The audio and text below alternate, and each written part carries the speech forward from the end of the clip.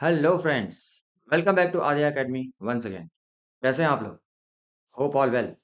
तो आज हम स्टार्ट करें एक नया chapter which is quadratic equations. ठीक है, और इसमें भी आज हम सिर्फ एक इंट्रोडक्शन वीडियो करने वाले हैं। हम इसमें कोई क्वेश्चन सॉल्व नहीं कर रहे हैं। We are just going to discuss कि हम कमिंग वीडियोस में कौन कौन से टॉपिक्स पर डिस्कस करने वाले हैं। ठीक है, so the first thing is different types of polynomials. तो ये डिफरेंट टाइप्स ऑफ पॉलिनोमियल्स का मतलब क्या है? ये पॉलिनोमियल चैप्टर जो है आप लोगों ने ऑलरेडी अपने जूनियर क्लासेस और 10th में भी पढ़ रखा होगा। ठीक है, लेकिन जस्ट एक छोटा सा रिव्यू कर लेते हैं। पहला based on degree, right, and दूसरा based on number of terms, right. तो बेस्ड ऑन डिग्री पॉलिनोमियल्स कितने टाइप के हो सकते हैं? या तो हो सकता है वो जीरो पॉलिनोमियल,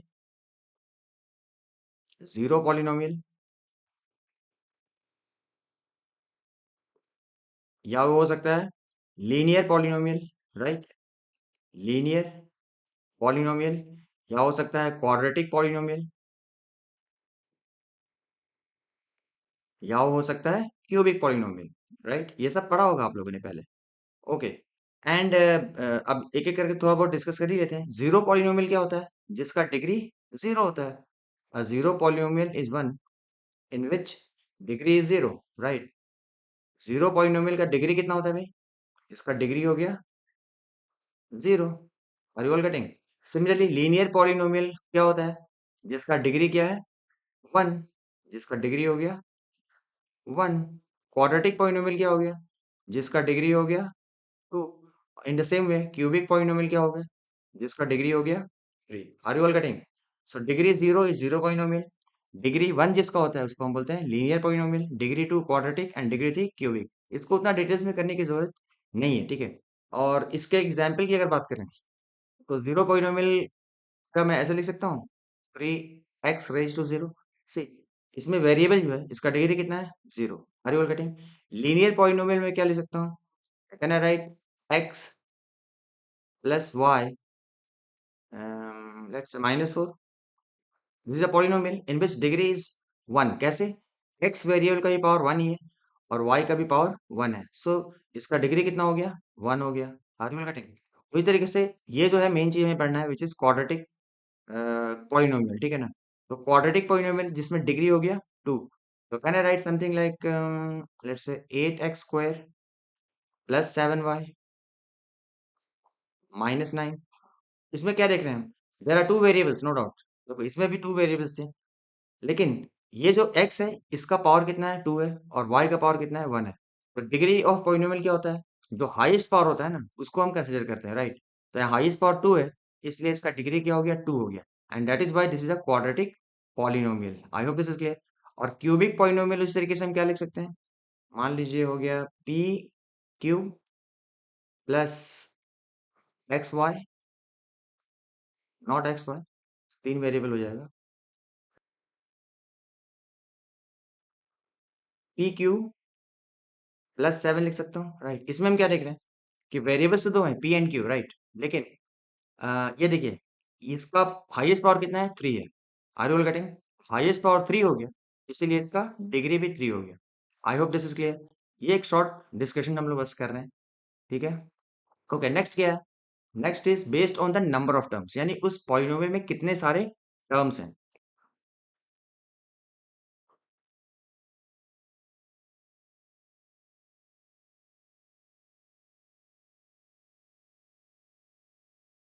मोनोमियल हो सकता है, या फिर बाइनोमियल हो सकता है, राइट, या फिर ट्राइनोमियल भी हो सकता है। अब ये मोनोमियल का मतलब क्या होता है? जिसमें सिर्फ वन टर्म हो, राइट, जिसमें सिर्फ एक टर्म हो। बाइनोमियल का मतलब क्या हो गया? जिसमें दो टर्म हो। ये सब पहले पढ़ा होगा आप लोगों ने। एंड ट्राइनोमियल का मतलब क्या है? जिसमें थ्री टर्म्स है। Are you getting? मतलब एक टर्म वाले पोलिनोमियल को हम मोनोमियल बोलेंगे, दो टर्म वाले पोलिनोमियल को बाइनोमियल बोलेंगे, और तीन टर्म वाले पोलिनोमियल को ट्राइनोमियल बोलेंगे। फॉर एग्जाम्पल मान लीजिए इसमें मैं लिख सकता हूँ ट्वेंटी एक्स। ये क्या है? एक पोलिनोमियल में सिर्फ एक ही टर्म है। Is this clear? अगर मैं लिख दूं यहाँ पे four x square plus three x, ये क्या है? ये भी एक पॉलिनोमियल है जिसमें टर्म्स कितने सारे हैं? दो, 1 and 2। तो ये हो गया बाइनोमियल। और उसी तरीके से ट्राइनोमियल में क्या होगा?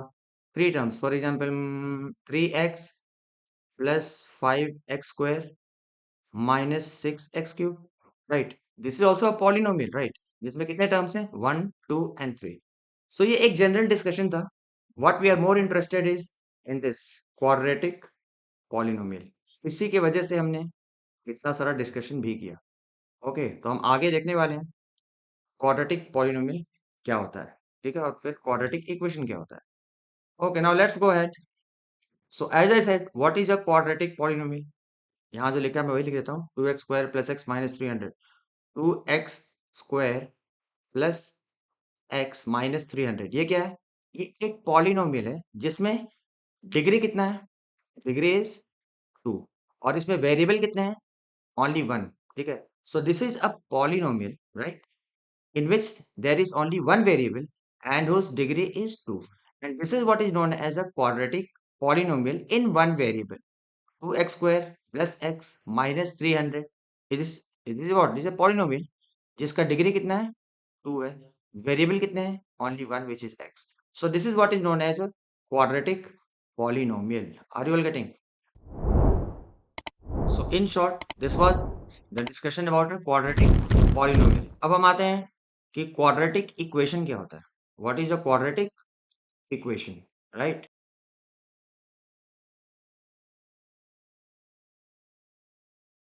जैसे कि जो मैंने quadratic polynomial लिखा था अभी क्या?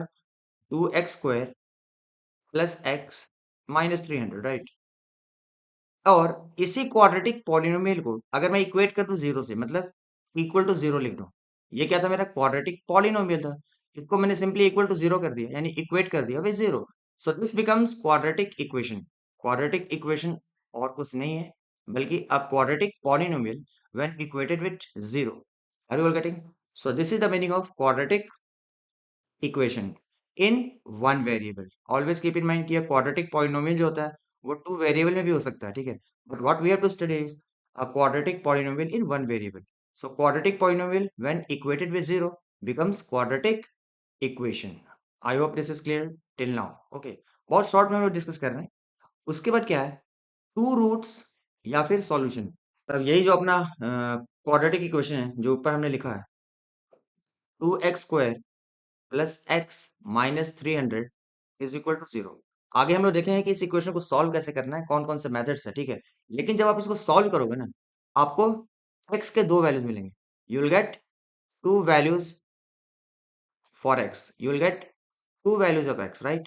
And these two values are what is known as the roots, या फिर हम उसको सॉल्यूशन भी बोलते हैं। ये जो दो वैल्यूज ऑफ x मिलेंगे आपको, इसको सॉल्व करने के बाद, सॉल्व तो हम सीखेंगे अभी कैसे करना है, ठीक है। जैसा कि मैंने बोला कि हम अभी कुछ सॉल्व नहीं कर रहे हैं, कोई भी क्वेश्चन डिस्कस नहीं कर रहे हैं, सिर्फ इंट्रो कर रहे हैं क्या क्या करने वाले हैं। तो जब आप इसको सॉल्व करोगे ना, तो you will get to values of x, right? And these two values are what is known as roots or the solution of that quadratic equation. So this is the meaning of two roots या फिर two solution। यहाँ क्या लिखा है? A quadratic equation in which in the variable x is an equation of the form ax² + bx + c is equal to 0, where a, b, c are real numbers and a is not equal to 0। क्या बोलने का मतलब है?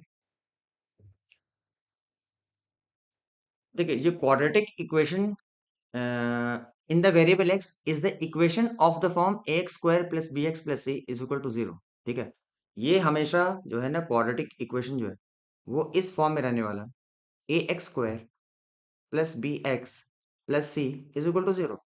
For example देखिए, अभी आपने जो ये एग्जाम्पल लिया था, आई मीन इक्वेशन जो लिया था, ये देखिए ये क्या है? 2x² + x - 300 is equal to 0, right? जो मैंने ऊपर इक्वेशन लिखा है बस उसी को लिखा है। ये जो इक्वेशन है मैंने डिस्कस किया था उसी को लिखा है यहाँ पे, ठीक है। अब देखो, ये ए एक्स स्क्वायर जो है ना, इसको मैं इससे कंपेयर कर रहा हूँ 2x² से। ये जो बी एक्स है ना, उसको मैं इससे कंपेयर कर रहा हूँ, और ये जो प्लस सी है उसको मैं इससे कंपेयर कर रहा हूँ। तो क्या देख रहे हो यहाँ पर? ये क्या है? व्हाट इज ये जो है वो एक्स स्क्वायर का कोएफिशिएंट है। एक्स स्क्वायर का कोएफिशिएंट है ए। तो यहाँ पर एक्स स्क्वायर का कोएफिशिएंट क्या है? 2। Are you getting? तो यहाँ पे ए क्या हो गया? A is 2, right? उसी तरीके से ये जो स्टैंडर्ड फॉर्म है इसमें देखिए, एक्स का कोएफिशिएंट क्या है? बी है। एक्स का कोएफिशिएंट क्या है? बी है। यहाँ पर x का कोएफिशिएंट क्या है, ये x है, मतलब ये सिंपली 1x है, 1 × x है। तो यहाँ पर b क्या हो जाएगा, ये हो जाएगा 1। और ये c क्या है ना, ये प्लस c जो है वो कांस्टेंट टर्म है, आर यू गेटिंग। तो यहाँ पर प्लस सी ना होकर यहाँ पर क्या है, -300। तो मैं इसको ऐसे भी लिख सकता था, यहाँ पर प्लस डाल दिया बीच में और इसको मैं ब्रैकेट में लिख दूँ, तो ये वैसा ही बन गया ax² + bx + c। और c की जगह पर क्या आ गया यहाँ पे, -300। Are you getting. तो अभी हम क्या देख रहे हैं कि ये जो फॉर्मेट है ax² + bx + c = 0, इसमें क्या है ना कि a b c जो है वो रियल नंबर्स है। a b c यानी कि 2, 1 एंड -300। हमने क्या देखा कि ए, बी और सी जो मिलने वाले हैं वो सब के सब क्या होने वाले हैं, they all are going to be real numbers, right. और सबसे इंपॉर्टेंट कंडीशन क्या है, a must not be equal to 0।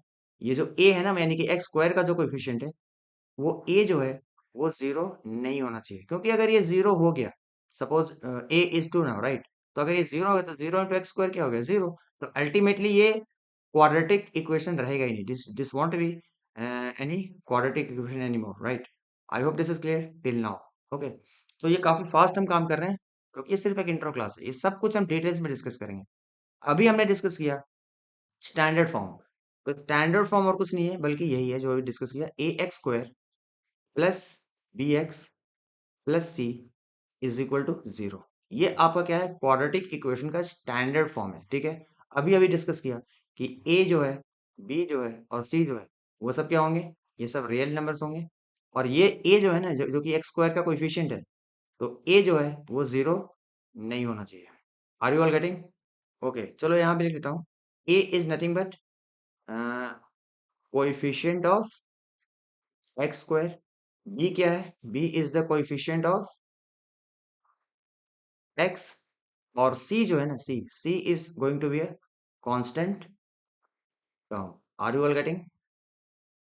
इतने चीज हमने देख लिया, ठीक है। चलो थोड़ा सा और आगे बढ़ते हैं, काफी इंटरेस्टिंग लग रहा होगा क्योंकि कुछ सॉल्व करना है नहीं। अब जब भी कोई क्वाड्रेटिक इक्वेशन रहेगा, ठीक है, उसको हम दो अलग अलग मेथड से डिस्कस सॉल्व कर सकते हैं। पहला जो है वो है फैक्टराइजेशन मेथड, ठीक है। इसके लिए आप लोगों ने 8th में 9th में जो फैक्टराइजेशन चैप्टर पढ़ा था, वो ध्यान में होना चाहिए। अगर वो फैक्टराइजेशन नहीं आती है तो फिर थोड़ा प्रॉब्लम हो सकता है, ठीक है। तो करने से पहले, कोई भी नेक्स्ट वीडियो देखने से पहले काइंडली एक बार फैक्टराइजेशन चैप्टर आप जरूर रिवाइज कर लेना। और दूसरा मेथड जो है वो है फॉर्मूला मेथड, ठीक है। This is also known as Sridharacharya formula, Sridharacharya formula. Are you getting. तो कई बार क्या होता है कि आपको ये फैक्टराइजेशन मेथड से इक्वेशन सॉल्व नहीं हो पाता है, ठीक है। तो वहां हम फॉर्मूला मेथड लगा सकते हैं, और उसको हम श्रीधाराचार्य फॉर्मूला भी बोलते हैं, ठीक है। अभी मैं देखो कुछ भी डिस्कस नहीं कर रहा हूँ, सिर्फ बता रहा हूँ क्या क्या हमें करना है। ये each and everything, factorization method, formula method, ये सब हम एक एक करके हर एक वीडियो में स्पेशली एक एक टॉपिक को उठाएंगे और उसको करेंगे। अब यहाँ पर लास्ट में जो चीज है वो है nature of roots. Nature of roots का मतलब ये नहीं कि भाई तेरा नेचर कैसा है, रूट्स जो रूट्स निकलने वाले हैं, रूट्स सही मैंने बताया क्या होता है, जो एक्स के दो वैल्यूज मिलेंगे उसी को हम रूट्स बोलेंगे। तो नेचर का मतलब ये नहीं कि अरे तू कैसा है, अरे उसका नेचर अच्छा नहीं है, अरे भैया वो नेचर की बात नहीं चल रही है, ठीक है। यहाँ पर नेचर का मतलब क्या है कि वेदर, नेचर में क्या क्या हम पढ़ने वाले हैं, ये जो आपके दो वैल्यूज मिलने वाले हैं एक्स के, ठीक है, तो उसमें हम देखने वाले हैं उनका नेचर क्या, कि वो रियल नंबर्स हैं। जो भी जो दो वैल्यूज मिलेंगे वो रियल होंगे या फिर इमेजिनरी होंगे, रियल होंगे या फिर इमेजिनरी होंगे। Are you getting. और दूसरी चीज कि वो जो दो वैल्यूज मिलेंगे वो हमें इक्वल मिलेंगे या फिर अनइक्वल मिलेंगे। कई बार क्या होता है कि वो जो दो वैल्यूज आते हैं ना, वो दोनों सेम ही होता है, एक 5 होगा तो दूसरा ही 5 होगा। और मोस्ट ऑफ टाइम्स क्या होगा, दोनों अलग अलग वैल्यूज मिलेंगे। तो उनका नेचर में हम देखेंगे कि जो वैल्यू जो रूट्स मिल रहे हैं वो रियल है, इमेजिनरी है, या फिर इक्वल है या फिर अनइक्वल है। ओके। और ये सब कौन डिसाइड करेगा, वो डिसाइड करेगा डिस्क्रिमिनेंट। मतलब ये डिस्क्रिमिनेट कर रहा है कि भाई रियल है कि इमेजिनरी है, इक्वल है या फिर अनइक्वल है। तो डिस्क्रिमिनेंट मतलब क्या, हम डी से डिनोट करते हैं। और क्या क्या फॉर्मूला है और क्या नहीं है, वो सब हम लोग नेक्स्ट वीडियोस में डिस्कस करेंगे। तो डिस्क्रिमिनेंट जो है वो डिसाइड करेगा इनके नेचर को, ठीक है। तो दोस्तों, ये एक सिंपल इंट्रोडक्शन क्लास था। अरे हाँ, और बाद में फिर जब आप सब कुछ सीख जाएंगे कि इक्वेशन कैसे सॉल्व करना है। तो फिर हम देखेंगे कुछ कुछ वर्ड प्रॉब्लम्स आएंगे। ठीक है, वर्ड प्रॉब्लम्स अलग अलग टाइप के रहेंगे, उसमें कुछ मेंसुरेशन के सम्स रहेंगे, राइट, कुछ एज रिलेटेड सम्स रहेंगे, ठीक है, एज प्रॉब्लम्स रहेंगे, या फिर मे भी हो सकता है स्पीड, डिस्टेंस एंड टाइम। मतलब अलग अलग टाइप के क्वेश्चंस रहेंगे, और वो सबको हम अपना देखेंगे कैसे डिस्कस करना है। ठीक है, तो आज तो सिंपली भाई एक इंट्रो क्लास था, ठीक है ना, ज़्यादा कुछ टेंशन वाली बात तो थी नहीं इसमें।